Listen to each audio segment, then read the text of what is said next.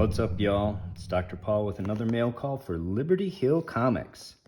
The channel is about sharing my passion and over 40 years experience with collecting, investing, and conserving comic books with you. In today's mail call, we're opening a very special Golden Age book I purchased directly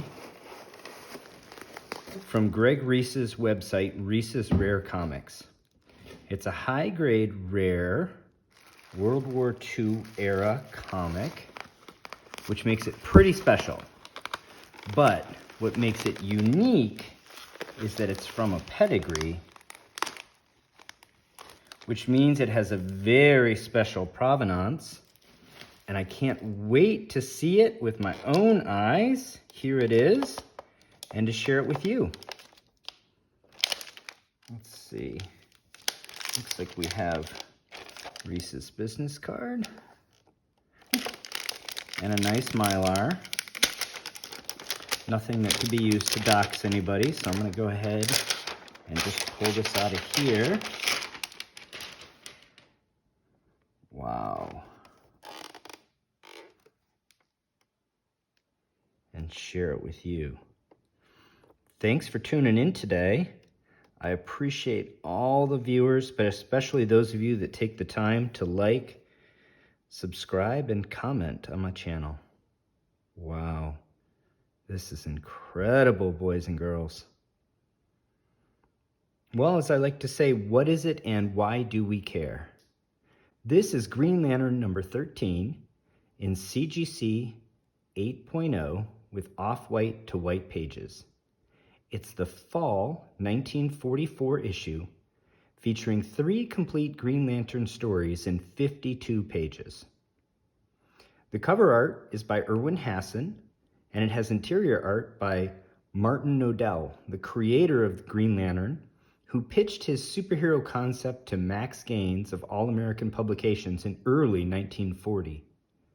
The CGC label states Davis Crippen D copy, denoting this special copy came from the Crippen Pedigree collection. For those of you not familiar, pedigrees are comic book collections that the collecting community recognizes as special because of their rarity, high grade, and size of the collection. Many of these were recognized by astute collectors starting in the early 1980s, long before CGC came into existence in 1999, and were sought out and in high demand by the most discerning high-end collectors. There's a website dedicated to comic books and pedigree collections, www.comicpedigrees.com, that describes pedigrees in great detail. Because CGC has a very prominent role in comic book collecting, preservation, and conservation, CGC has been a major contributor to recognizing these special collections and assigning them pedigree status with a special denotation on the label.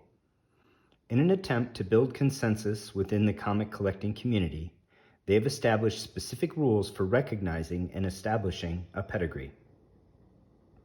These are: 1. The collection must be original owner, meaning it had to have been assembled by a person or persons who purchased the books at the time of publication. So someone who amasses a great high-end collection of Golden Age books today, like for example Nick Cage famously has done, cannot qualify their collection as a pedigree because they purchased the books well after publication. 2. It must contain vintage material. High-grade comic books published after about 1966 are in relatively high supply, so the core of the collection needs to be older than this or in extremely high grade.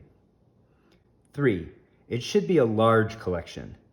While there are some smaller collections that have been awarded pedigree status due to the super high grade or extremely rare nature of the collection, most pedigrees are collections that number in the thousands of books. 4. The collection must be high grade. Many of the books should be very high grade, among the highest recognized by CGC in their census, and paper quality should also be high. In other words, pedigree collections are generally large, truly impressive collections consisting of rare, high-grade books assembled at the time of publication and preserved and are therefore recognized by the comic collecting community as special.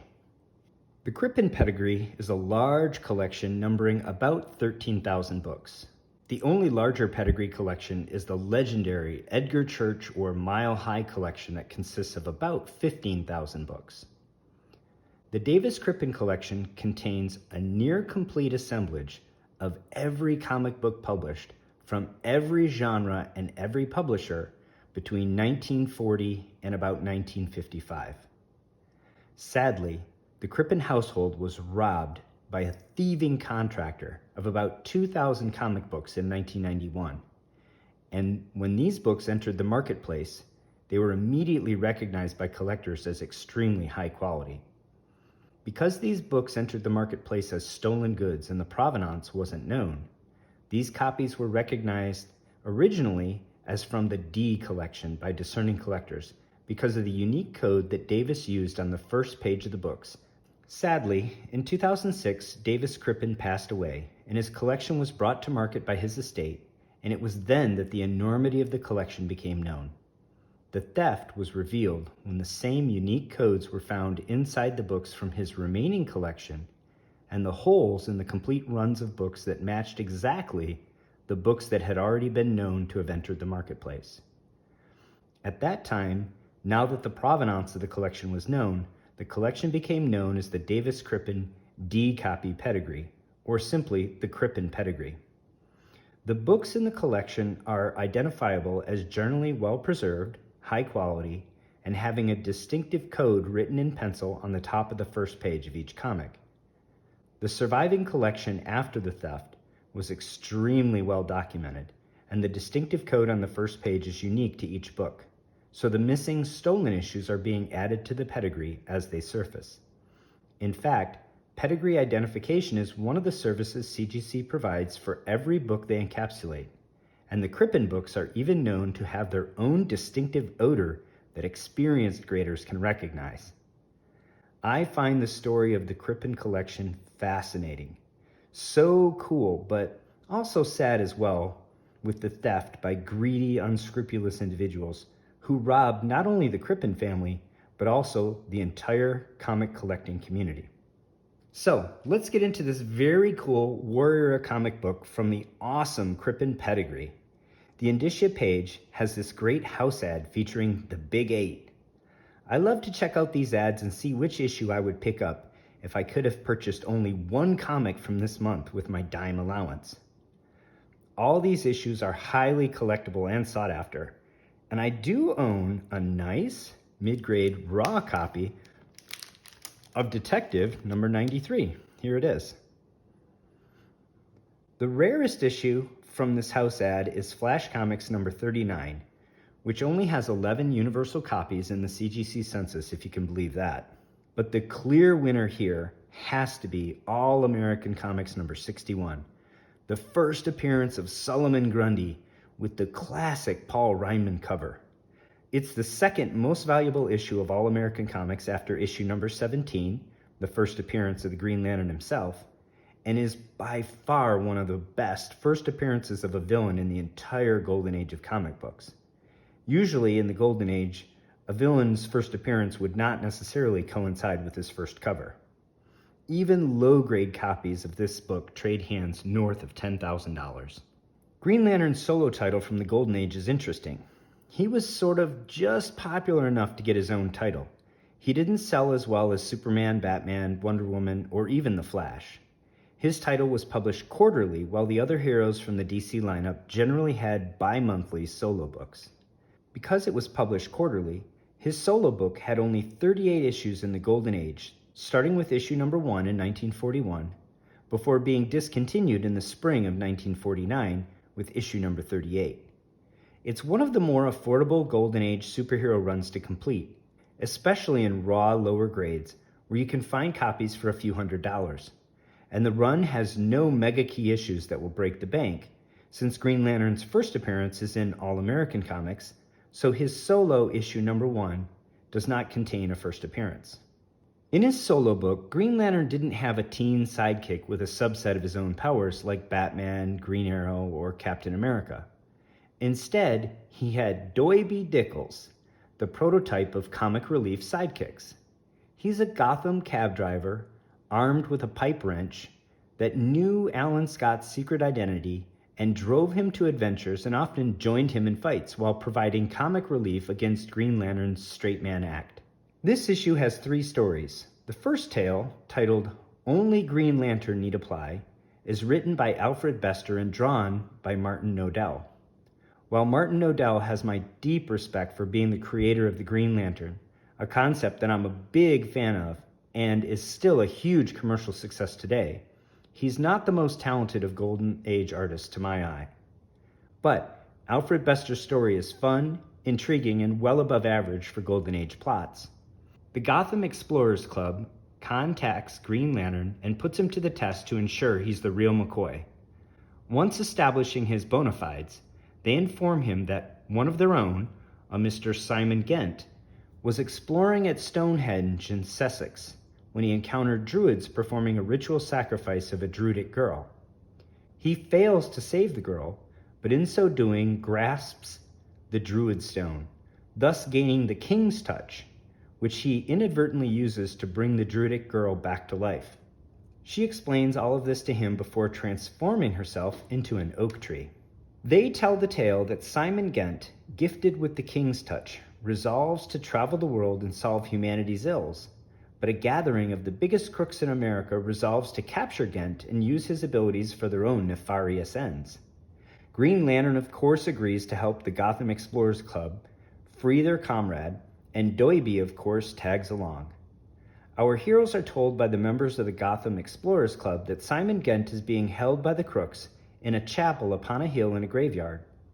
They must overcome several obstacles to reach the chapel, including an electrified fence, a pair of hunting cheetahs, and a moat. It's then that Doiby's purposes in the story become clear. In this panel, he kicks a headstone over to stop a cheetah, when in the very next panel, Green Lantern simply levitates the cheetahs away with his ring. Not sure that gravesite desecration was necessary, Doiby. Upon reaching the chapel, it's revealed that there is no Simon Gent. The Gotham Explorers Club members are actually the corrupt crime syndicate, and they used Green Lantern to penetrate the defenses protecting the state's star witness in a court case against them, a gal named May Leeds. They tie Green Lantern, who was playing possum, Doiby, and May together with a load of dynamite and leave. Green Lantern easily sets them all free and defuses the dynamite while using his ring to create a false explosion to keep the Krupp boys feeling confident their plot worked. He trails the Krupp syndicate back to their hideout, where antics ensue and the records that will bring the syndicate to justice without May Leeds' testimony are found. It's revealed that the Green Lantern knew all along the story was a ruse, because as Alan Scott, he's not only a member of the Gotham Explorers Club, he's the president. The second story is technically untitled, though the writer, Henry Kuttner, gives us 3 alternative titles, and the one used by the Grand Comics database is The Lord Haw-Haw of Crime. In this tale, Alan Scott works for WMCG, the fictitious radio station probably named for MC Gaines, as station manager.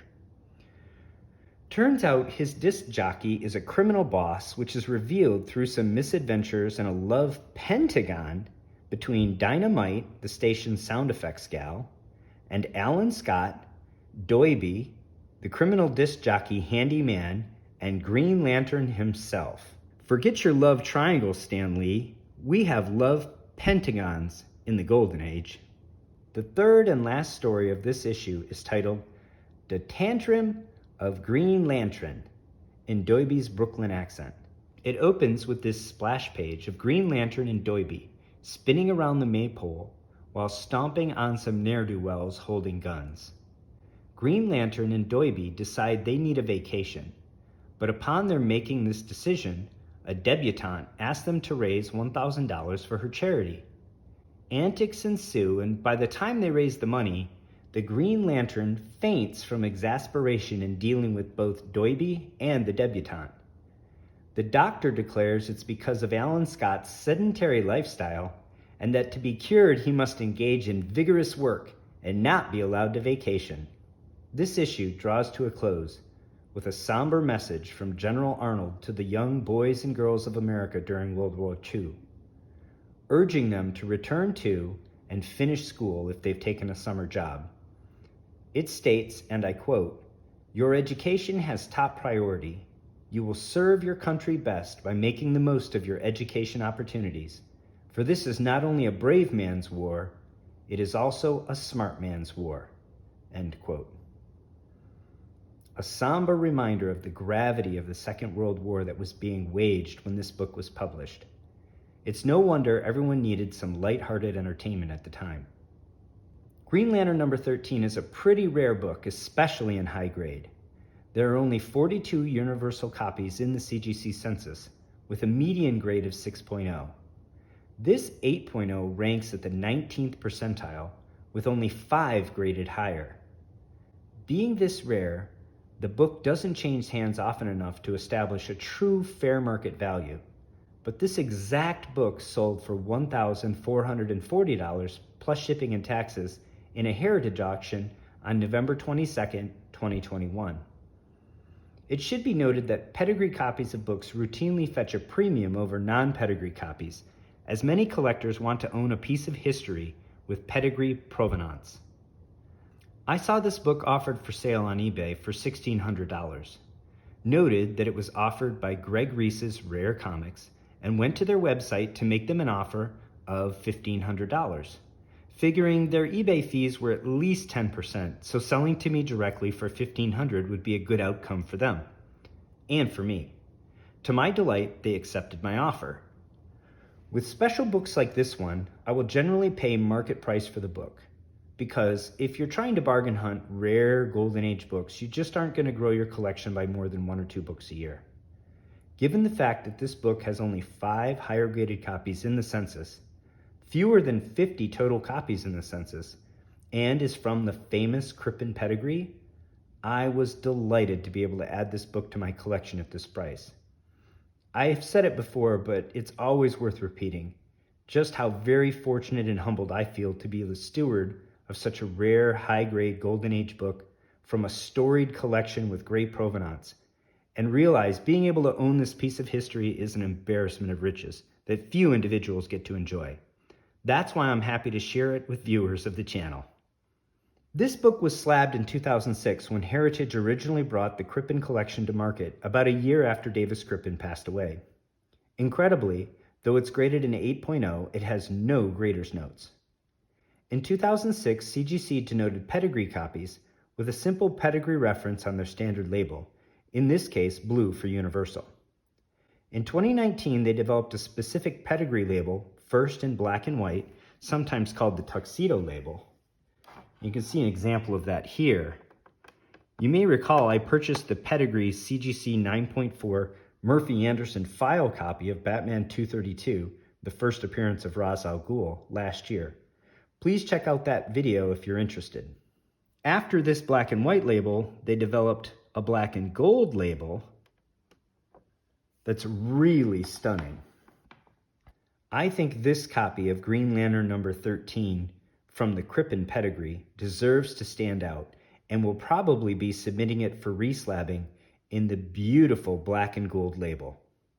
I hope you enjoyed this video on this rare, high-grade Golden Age comic from the Crippen Pedigree.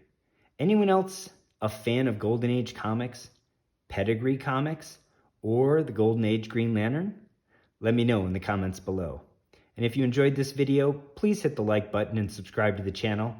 Until next time, happy hunting and take care of one another.